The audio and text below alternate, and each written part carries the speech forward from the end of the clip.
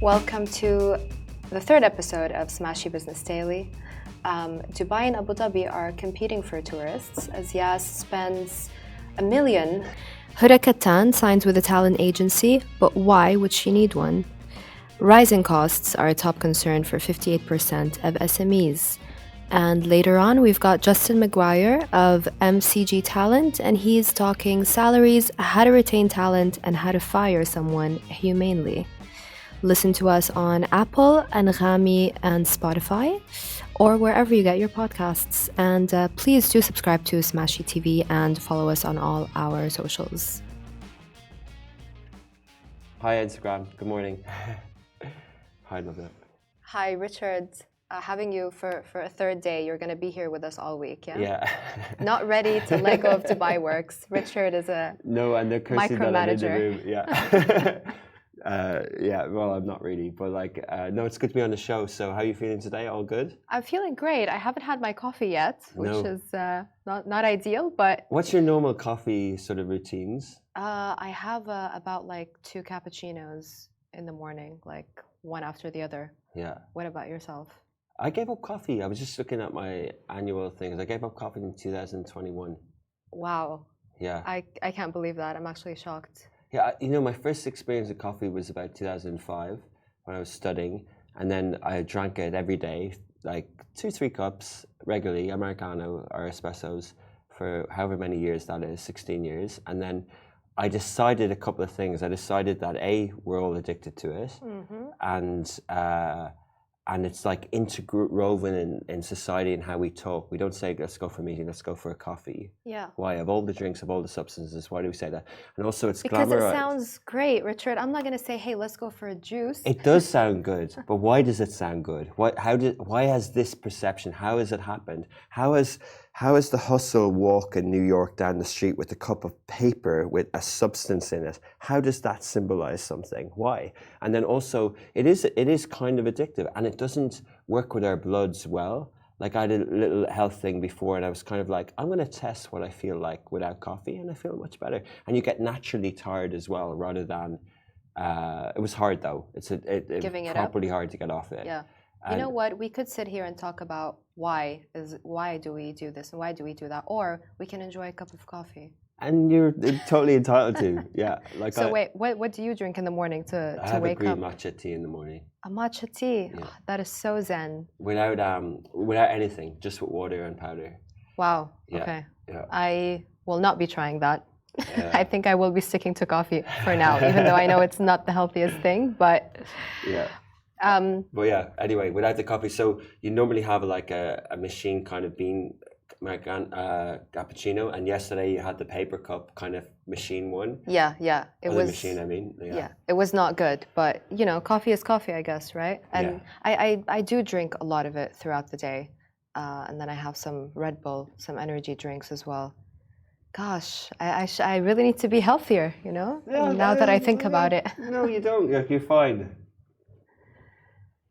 Okay. Hashem says that she also drinks 5 cups of hot chocolate per day. Let's not judge, right? I'm just being annihilated this morning, I feel. Yeah, everyone's different, Yeah, you're just better than I am, yeah? Not better. Because you have matcha in the morning. So what are we talking about? What's the first story? What we are talking about is Dubai and Abu Dhabi are competing for tourists. Yeah. And Yas is spending a lot on advertising. We don't have the exact number, but I was scrolling through Instagram. And remember that Stay in it, Yas? Stay in it, Yas? Remember that ad? Creative, yeah. They must have spent, according to my sources, around or over $1 million dirhams for that ad. Probably more, yeah. Probably more. There's another... In terms of the production and then the distribution and then the ads on platforms, yeah, these campaigns are big, I guess, aren't they? Yeah, I feel like you have a number that you don't want to share. No, I used to work in media agencies, and we would pitch for these accounts. Yeah. And I don't think people fully understand the marketing budgets of governments and tourism entities, but also of large corporate companies. I remember. One of the biggest accounts that we would win every few years. Government procurement goes up for pitch every year, but generally a life cycle of a media agency with a brand might be 4 years, right? And Zain, the telco in every country in the region except the UAE, that was like 120, 150 million dollars spent annually. Like I could go on, but like Nissan Infinity budgets are like 30, 40, 50 million dollars. In the UK, I used to work on Specsavers, who had 700 stores across the UK, and it was about $150 million pitch, right? So what happens is you win the pitch, and then you spend that money on media outlets like Love in Dubai and Smashy TV. But you spend that money on billboards, on Facebook, and everything like that.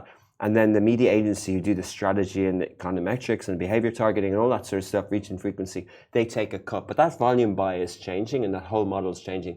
But totally, like when you look at the strategy of these cities, like Dubai is often talked about, that 20 million tourism figure a year.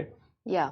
Saudi now have new numbers that are way bigger than that because they get the different type of tourism, and a lot is through Medina, Mecca, and you know they get a lot of different type of tourists as well. Like so, the Saudi number is just exploding as well in tourists. Right.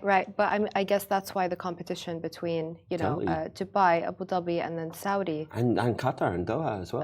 Yeah, sure, Qatar. Yeah. My auntie, who used to come to Dubai for years, right out of Ireland, would stay in one of the hotels on the Palm and loved it. Like they're quite elderly now, and she texted my mum recently. She says, "I think I'm going to go to Qatar," right? So like sitting in her consumption isn't like, you know, she's not on social media and stuff, right? She's in Dublin. She's retired. How does she then, as a consumer, come across that, right? Is she looking at brochures and magazines? But somehow she's now going to spend X to travel on Qatar Airways out of Dublin into Qatar to stay a week in a nice hotel. Wow.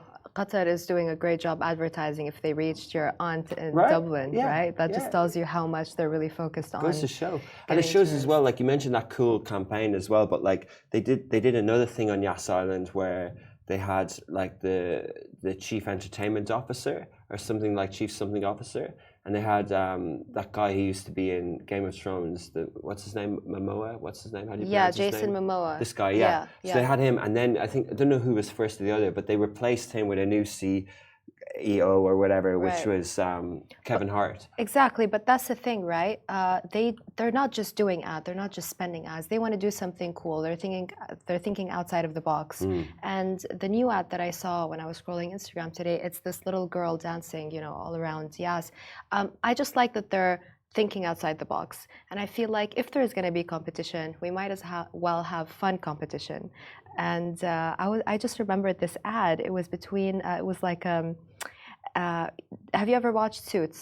Yeah. The show. Yeah. So they got Harvey Specter, the character, the guy, Gabriel something, I forgot his name. And he was all around downtown. He was having coffee in downtown. And while he's sipping his coffee, saying, I love downtown, and then someone bumps into him and he spills his coffee. And then, you know, he's... Gabriel something, is it? Gabriel Macht, I think. Something like that. And then he's, walking around somewhere, and then he's like, I just love the crowd, you know, and he can't hear anything, and he's obviously not loving the crowd. Then he goes in his car and he goes, but the one thing I love most about downtown is leaving downtown. Wow. And it was basically, Dubai Holdings. It was an ad for Dubai Holding, and it was versus Emaar. Yeah. But it was fun. Everyone was talking about it. It was cheeky. Amar, yeah. Ahmad, guys. That's how it is. Yeah, you said that on the show yesterday. I'm just learning from you. No, that's so interesting. You're so right. But like, it is an interesting point because when Saudi started their tourism stuff a few years ago, you know, the narrative out of the kingdom was like, hey, we're waking up. And I think Abu Dhabi Tourism have always done a decent job. Even on their TikTok, they've got this format now where they use that voice thing. Yeah. And like their TikTok reels are really, really good. So, you know, shout out to everyone who works on this because I know it's not like, obviously the marketing team there are real good, but like there's so many, it shows the talent in the country, right? Like there's talent managers. I know the guys at Hugh Management do a lot with DTC, with Abu Dhabi Tourism. So when the basketball is on, they'll bring the singers and the actors from the region in there, and this puts things on the map. You know, absolutely. So it's multifaceted now. Marketing, like you need your creative agencies, you need your media buying agencies, you need your PR agencies, and marketing as well. Like I was down in Abu Dhabi yesterday with a global crypto company, right?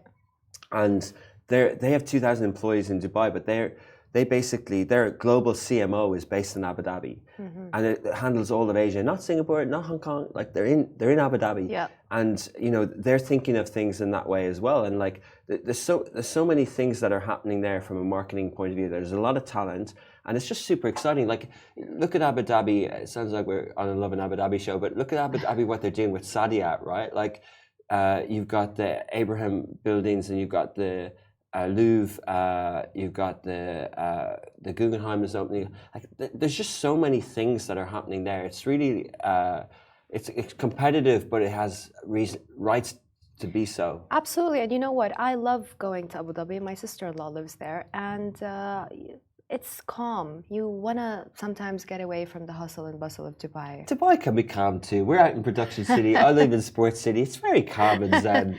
Let's not be critical. we love Dubai. Yeah. But sometimes going for a staycation in Abu Dhabi, but isn't it great? Anyone. Like if you think of other parts of the world, right? Like Paris would always compete with London and etc. Right? Like and the US had different places. Or the south of France, True. Yeah. Yeah. Exactly. Like this.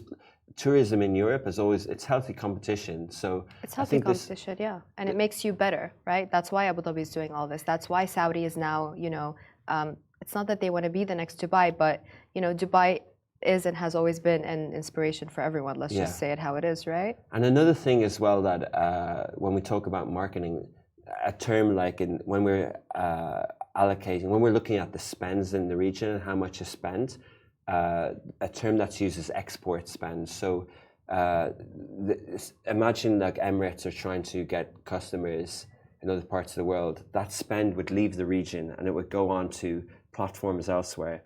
And I think what I'm trying to talk about really is that like it's good if there are media properties, and even if there are tech platforms and apps, like retail media is getting big now, and I can explain what that is another time, but like I would like some of this spend to be in the region. That's where my business person hat on. I would like us to have media, like whether it's through influencers or whether it's through billboards, because the more that you invest in creative talents and campaigns, the more people want to be in the region, more people want to work from here. And it's circular.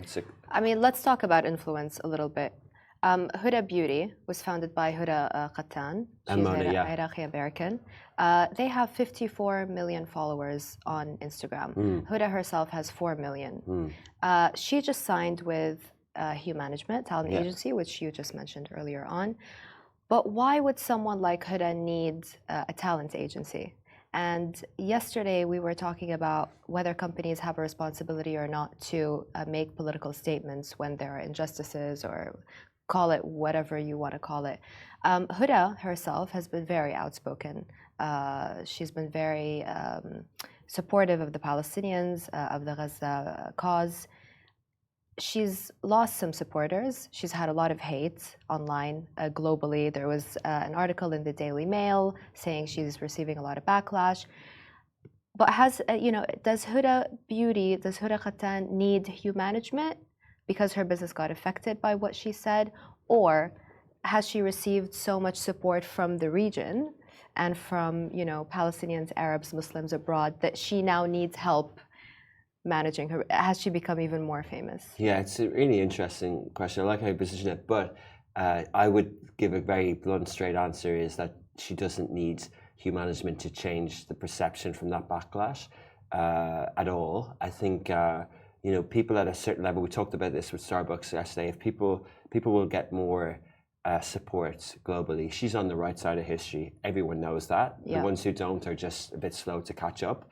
And she's on the right side of history. And, brands that are strong enough to speak like that, like Nike and cause-related stuff in the US in the past, like, I think what she stood up for, how she's done it in her natural, authenticated way, and how she said, this is more important to me than business. I think with doing that without a crisis manager or a PR or whatever, doing that from her heart, it just shows that she probably doesn't need someone to manage her reputation. What she probably needs is the recognition that she's getting so big, right? Like at CES in Vegas, I mentioned Abu Dhabi and Kevin Hart. There was a lady on his team that's managing his trips here, right? He's doing a comedy gig in Dubai in a few months. I'm not sure exactly, maybe March. Yeah. And he's also performing at the F1 in Bahrain, right? So, but he has a company behind his entertainment. People will know the name. It's something I can't think of the top of my head. But this is showing how personalities are having different arms.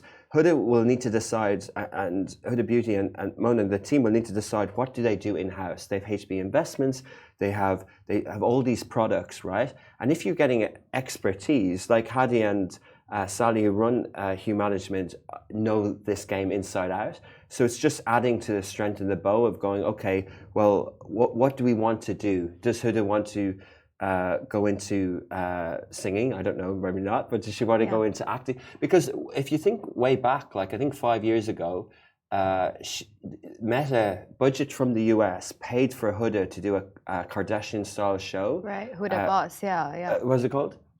Huda Boss, I think. Huda Boss, yeah. But it was when Facebook were pushing the watch section. They wanted their show. They wanted it to be a destination like Netflix, and they had some budget, so they worked with Huda to do that. And like that's the type of thing that a company like Q Management or others, and there's a lot of the good ones, that's what they would do for you.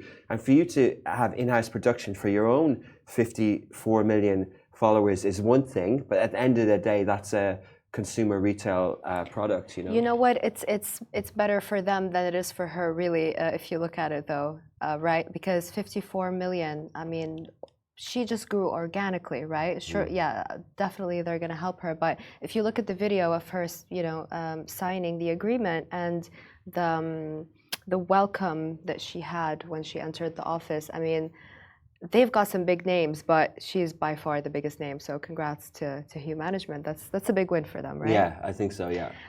Okay. Lastly, costs are rising for all of us, Rich, including yourself. But SMEs, inflation, right? Inflation. Yeah. But SMEs may be feeling them the most. There's new research by the Association of Chartered Certified Accountants revealing that rising costs are a top concern for 58% of SMEs, followed by talent management. Retaining talent. We just spoke about competition earlier on.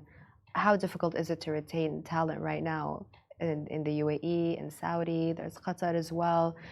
So rising costs and talent management are big issues for SMEs right now.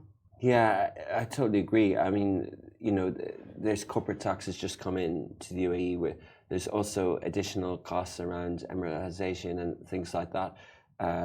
You know, it's not easy to run a business, not easy. We've just finished our 24 business planning and our forecasts and everything like that. And there are expenses involved in all businesses. And what you want to hope for is that the economy is growing at the same pace as inflation. You know, there's other factors. There's consumer price index and there's other things. I think you know, if we look at, you know, we're at the end of January and this is exactly 4 years since the first fear of the pandemic was coming in. And, you know, inflation rose a lot since the pandemic, like global supply chain was affected. And there's many things, interest rates were low, now they're really high. Like there's many kind of macro themes that sort of evolved. I think, you know, SMEs are always going to have costs, right? Like, but what you really want is, am I practicing in an area? Do I have a business that there's a demand for it? And is the economy in the country that I'm in or in the place that I'm in also growing? Like what, you know, in Egypt, inflation's growing, but the economy isn't as robust. So there you have a problem on Turkey. But in UAE and in Saudi, there is inflation, but it's not at the same level as the US, right? Like we're, you know, give or take 2, 3, 4%, whereas US is higher, Egypt's much higher. And the economies are growing at the same pace as well. So while there are pressures on costs, but I never play victim on this stuff. Like, you know, you don't want to say, hey, Dubai's too expensive. Dubai's too expensive. They need to sort out this thing about retaining talent. I remember speaking to someone who owned a business once, and they're like, I have to pay all these things, and I'm kind of like, you actually don't. Right. It's a choice. Yeah. Like if you look at the labor law.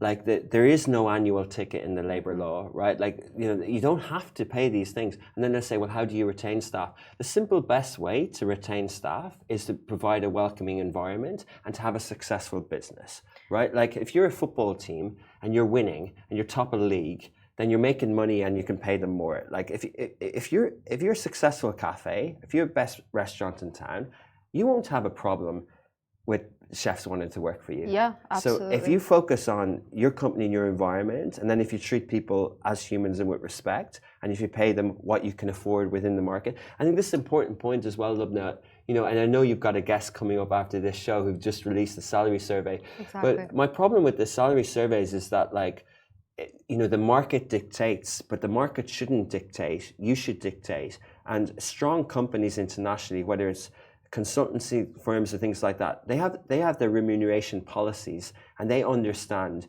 You know, we've just done our annual increments to people, right? And some people will say, have wrote back in emails, and they've been like, hey, this, and this. And I'm like, cool. Like, you know, everyone got an increment, everyone got a bonus. You know, really fortunate to be able to do that. We've done well last year. But also, it's like saying, hey, the market standard is this, right? I want this. Then imagine if I went back to them. Imagine I owned a cafe, right? And someone said to me, the average revenue for a cafe in Dubai is $2 million a year. Yeah. And I made $500,000, right? And I went around to the licensing people who gave me the license and said, I didn't make enough. Right. I should have made $2 million last year. Give me the rest. And they go, sell the coffee, Rich. Like, exactly. That's what they would say to me. They would, like, I can't go back and I'd go, no, I don't. It's not about selling the coffee. The market makes 2 million. Give me my 2 million, please. Absolutely. That's not how things work. Yeah.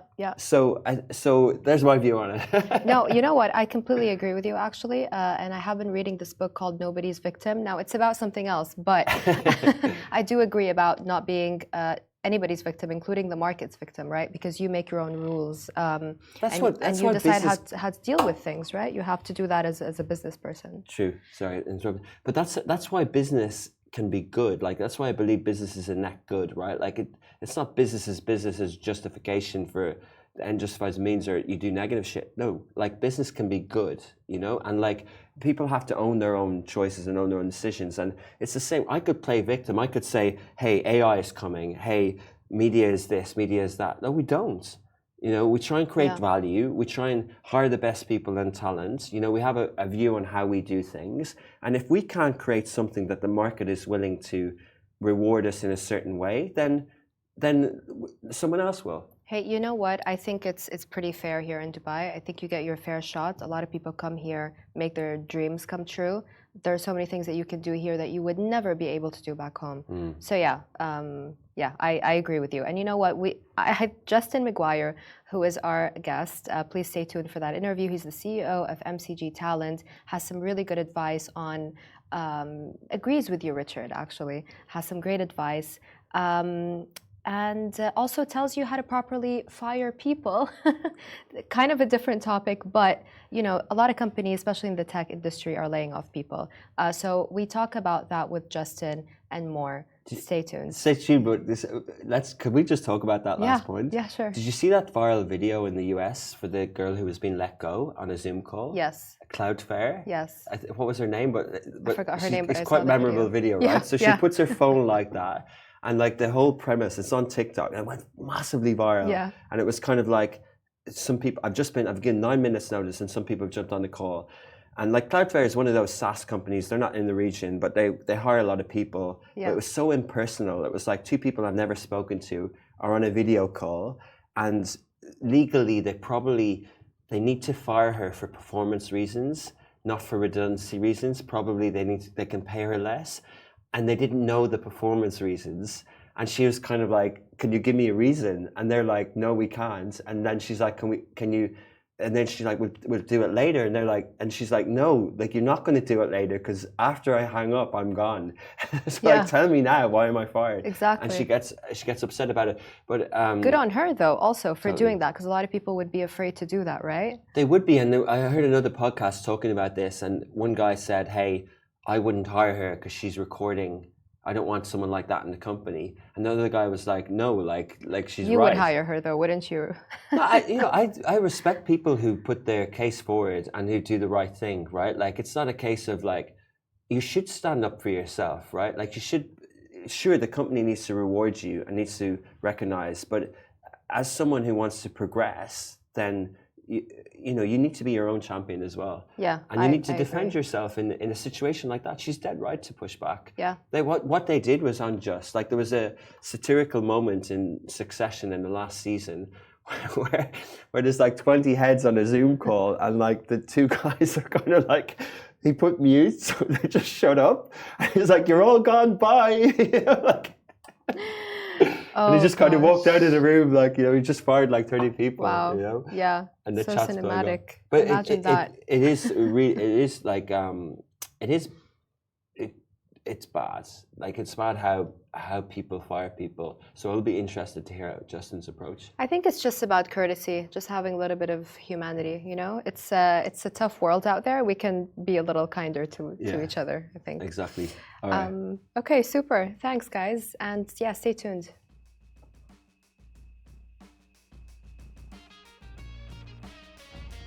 Okay, we've got someone with us today who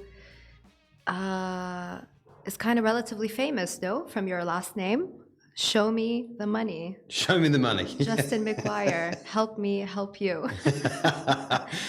Yeah, it's no relation to Jerry, but No relation unfortunately, to Tom Cruise or Jerry Maguire. No. It was, I've checked on the family trees, but so far, no relation. Is that why your company is called MCG Talent? Yeah, very creative, isn't it? Yeah. That it's basically when I started, I needed to get a quick name and put MCG up, but regretted it when I looked at the SEO, because you may or may not know, but there's a very famous stadium called the MCG Stadium. So I'm always in a battle against that, which is quite annoying. Can you not like hijack their traffic or something? I'm trying. I probably shouldn't say that on air. But, do you know someone? I'll let you know later. Yeah, I know some Russians in town. Anyway, so welcome, Justin McGuire, the co-founder of MCG Talent, which was set up in 2008. You've been here a while. Yes. Well, actually, no, I've been here since 2008. The business really sort of started trading officially in 2010. Yeah. Okay. I feel like we could have gotten away with that, but I appreciate your honesty. I like that. That's all right. Okay. So you guys are an agency specializing in marketing, communications, creative, and digital recruitment across MENA and APAC regions. Tell me, Justin, am I getting a pay rise this year, or are salaries flat in the UAE? You've just done a salary survey. Good question. I think if you're in the UAE, now you have to split that between two different cities. In the UAE, in Dubai, competition is absolutely fierce. So getting a salary rise this year, I think is going to be a bit tricky. There just seems to be a steady inflow of talent coming through from all corners of the world. So Dubai is hyper competitive right now. Abu Dhabi, on the other hand, seems to be that we're seeing some rises, we're seeing demand, but getting people to do that sort of 1 hour trip from Dubai is proving quite taxing. And in Saudi, that's where the big pay rises are coming right now. If you're a Saudi national, well, you know, some of them are writing their own checks, and even expats are getting a good bump to get in there. But are you seeing people kind of, you know, people willing to move to Abu Dhabi for higher salaries, willing to move to Saudi for higher salaries? Because I mean, the traffic in Dubai nowadays is also, the congestion is increasing, isn't it? Yeah, it's increasing, but I think that's more of an annoyance for people that have lived in Dubai for a while. Yeah. So I think those that are used to sort of breezing around and, you know, 20 minutes from everywhere are slightly inconvenienced now. But still, it's better than most cities. I mean, I've lived in Asia. You want to try driving around Bangkok or other cities around there, it's chaotic. Right. So Dubai is actually not too bad in comparison. Abu Dhabi, I think, it depends what level the roles are. I'm finding that a lot of the Abu Dhabi work that we do is quite at the senior end. Mm-hmm. And at that level, people seem to be quite open to moving. They're even open to moving to Saudi now from Dubai, because I think people at some levels are finding it very hard to land a job. So they're open to all options. Right. Okay. Interesting. Gosh. What about benefits? Tell me a little bit about that. We talked about the Cushy tech job a couple of days ago. That's gone. A lot of the jobs in tech are being taken over by AI, which is ironic and pretty sad. but people want more benefits. People want flexible working. How is it in terms of that right now? Well, we're doing an EVP study right now, so you'll have to check out my profile, and I'll feed out more information on that in the coming weeks. But long story short, there's an increased demand for flexibility. I think that's quite obvious. The world now expects and wants flexibility in a hybrid working environment, and the Middle East is certainly not immune to that. So we've got to in our report, we're going to release exactly what people are looking for, but the highlight is flexibility is high on demand. Also, the thing to think about with Dubai is a lot of salaries back in the day used to come with schooling, used to come with family medical, family visas, business class flights, etc. What we're seeing over time is an erosion of those benefits. So obviously medical is mandatory, but you need to check to see whether your family will get medical now. Schooling is a real rarity, and even return flights, they're never really a business class, or very few are business class. Most often it's economy, and most often it's for the individual rather than the family. So keep a lookout for that report, and I'll tell you more. What is a red flag? We talk about red flags in relationships. What's a red flag when it comes to the lack of benefits in a job, for example, or in recruitment in general, when someone is looking to get hired? Well, I think if someone's questioning medical as an employer when it's mandatory, that's a big red flag. I think everything else, it's as long as you've got a good steady pay, and the pay is in line with what the market is paying, then really you can only expect as mandatory now medical. I think flights is a nice benefit to have. Bonuses, it depends what industry you work in. Some, if the business is doing well, if it's quite a commercially driven business, you tend to find that there's a bonus that's hiked into it. If it's an agency, typically that's discretionary, and normally that's a very small bonus that's given on top. Right. And then, so what about flexible working for moms, like working moms? Are there any trends that you foresee? I know that the study is not out yet, but are we going to see more flexible working, for moms, or more benefits, or just, for women's empowerment in general? Is there a light at the end of the tunnel for us? You may not know this, but this is a subject I know incredibly well. With my wife, I set up the first women's career platform in the Middle East in 2015. Really? So at that time, there really wasn't any engagement, any way for women to get back into work. So we set up a platform. We had 80,000 women registered on it, and we helped them get flexible jobs. At the time, we had huge demand. Loads of candidates, loads of talent that wanted to get back into work, and very little employers who were actually willing to hire them. I'm pleased to say that trend seems to have changed quite a bit. There's still a long way to go in the Middle East, and the current visa situations are making that a lot easier. So you've got golden visas, you've got obviously spousal visas now. So it's a lot easier to step back into work from a flexible perspective. And this thing called COVID massively disrupted the way people work. So obviously employers now are open to people having time on their business, but not necessarily be in the office. And all these things are a positive sign for flexible work and for women returning to work. Absolutely, absolutely. We've been seeing a lot of recruitment companies lay off staff. We just saw Bayzat lay off staff last year, I believe. We just put out an exclusive story about that a couple of days ago on Smashy Business. And then there are other companies that we're looking into right now. There are companies not paying their staff, just letting them go, not paying them, owing them months worth of salaries. How's it going with you, first of all? Well, look, I'm pleased to say we've had roots in this part of the world, in the Middle East for a long time, right? So I've also had a business that's gone through the good, the bad, and the ugly. So at the moment, everything seems to be, the market's in quite good condition. I set up my business on the back of a recession. Came here when cars were getting dumped at the airport, so I've seen the low periods, and also had the business through a period when the oil price crashed from like $120 to $20, and the knock-on effect on that. So we've, I think when you're a business that's been here for some time, ridden a few waves, you know how to scale, manage, and run your P&L, so you don't have to do mass layoffs. So we keep a very good sized team here, not too big, not too small, and I'm pleased to say all the jobs for our staff are very safe, and the same in Asia, by the way. If you work for us in Asia and listening to this, everything's fine. But what I would say for Bayzat, for example, some of these other businesses, they are, I think, they're used to people coming into the market. There's a lot of people that come into the market, haven't and spent and not really done their due diligence, not understood, not researched. So there's a lot of people that fly into this market and then leave.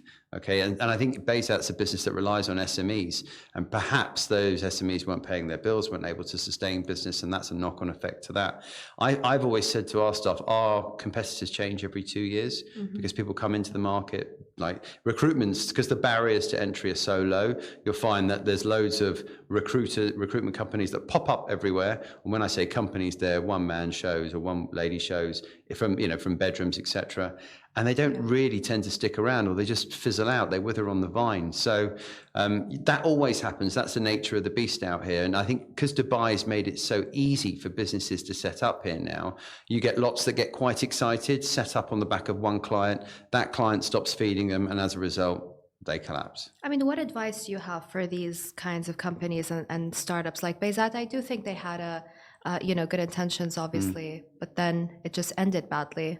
Yeah, I think businesses like Bayzat, a lot of startups are finding the venture capital market very, very, very hard to get money out of right now. And of course, that's a big issue for any business that's relying on founder investment. So I think until that ecosystem starts to improve, that's when we're going to see companies like Bayzat settle or get a lifeline. I was recently part of an exit of a technology business that, really had a big struggle trying to fundraise, had a fantastic product, big struggle trying to fundraise. And then obviously, fortunately, an investor and an acquirer came along that really saw the value in that tech and was prepared to pay a really good price for it. But that's quite rare. A lot of businesses, particularly those that started on the back of COVID, and if they're in the fundraising space, they were really quite reliant on investor money to keep going. And everyone kind of naively thought it would keep coming. So that the way their businesses were structured was not in line for the funding to be taken away. And that's why you've got people exiting the market now. But maybe that's the problem, right? Is that they use up too much of investor money and they rely too much on that instead of, like, for example, when I think when Kareem first launched, they had like offices in Media City, and I remember at the time speaking to Fahim Al-Qasimi, and he was like, why are all these companies overvalued, and why do they have offices in Media City? Like, if you're a startup, how can you even afford an office there? Do you really need an office there? Yeah, I think what we're seeing now is a correction. We're seeing startups and businesses focusing on profit rather than sheer growth. Back in this, I saw this happen again because, as you've alluded to earlier, I've been around for a while. I saw this happen, when the dot-com boom and bust happened as well, right? Exactly the same thing. You had businesses that launched for the sake of launching, but didn't really have much of a model behind them that was actually focused on making money.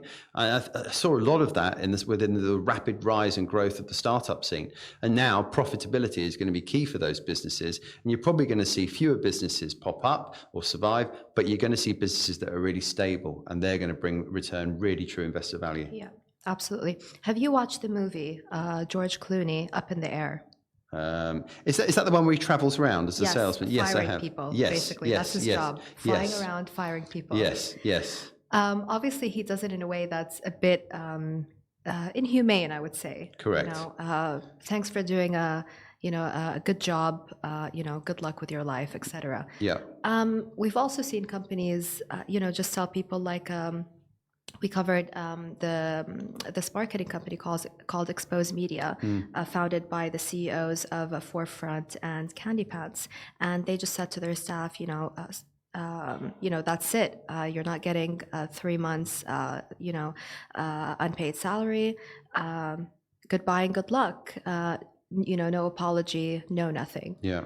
Any advice on how you can manage that in a better way, perhaps? I think you just have to treat people with respect and treat them as humans. I think one of the worst things that you heard from the tech layoffs last year was the inhumane the way people were laid off. Literally, they'd turn up to their offices, put their key card in, and it would say declined, and that was the heads up they got from not being in their job anymore. You also heard about other companies when they opened up their laptops and they were locked out their systems, and that's the first time they found out. I as a boss and as a leader of a business, I don't think you can ever not over communicate. You've got, even if it's good news or bad news, you've got to share that with your team, because the worst thing that can happen is people can find out through Chinese whispers, and that creates all sorts of wrong stories. Obviously, in somewhere like Dubai, which really is a village, that company gets a very toxic reputation. And if they want to try and get through that hurdle and hire again, that's going to be a big struggle for them to get the right people. So from an employer branding perspective as well, it's a nightmare. So I think you need to, if you're going to make redundancies, go and meet the person, have the decency to speak to them face to face, present them with a package that's going to be respectable to them, and take it from there. And at least you can hold your head up high and know that you did best by them.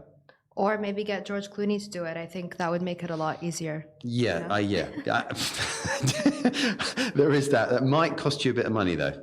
True. Good point. Okay, cool. So in terms of MCG Talent, yes.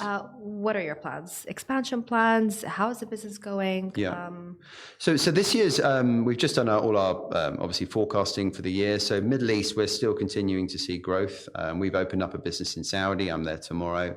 So we're going to see growth coming out of Saudi. And I think if you look at the world right now, the rest of the world's painting quite a miserable, tough picture. I think the oil-producing countries in the GCC are sort of bucking that trend. So we're seeing growth still coming out in the Middle East. I have a business in Hong Kong and Singapore as well. We're seeing things quite flat there, to be honest with you, until we really know what's going on with China, until we know when that economy is going to get its wheels back in motion, because China really is the driving force in Asia. So we're predicting quite flat there and growth coming out of the Middle East.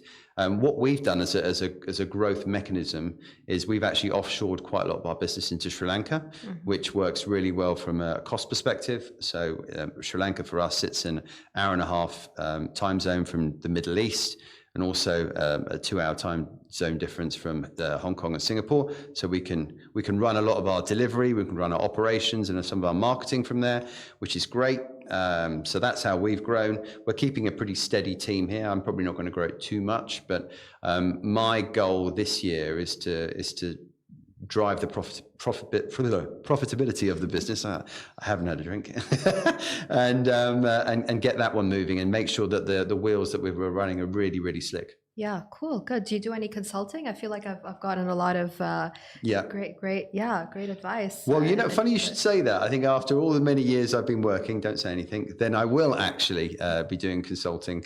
And how many years have you been? I don't think we need to say that now. It's a couple of very good decades. Thank you, Justin. It's been an absolute pleasure. Is there anything else that you'd like to add? No, I keep a lookout for our EVP report when that comes out. And of course, if you want to download our salary survey, just go to my LinkedIn profile as well. Yeah. Okay, super. Thank you. Thank you. This is a Smashy Business production, part of Augustus Media Podcast Network. Tune in for free on all socials or subscribe on Smashy TV to get access to all shows and audio podcasts.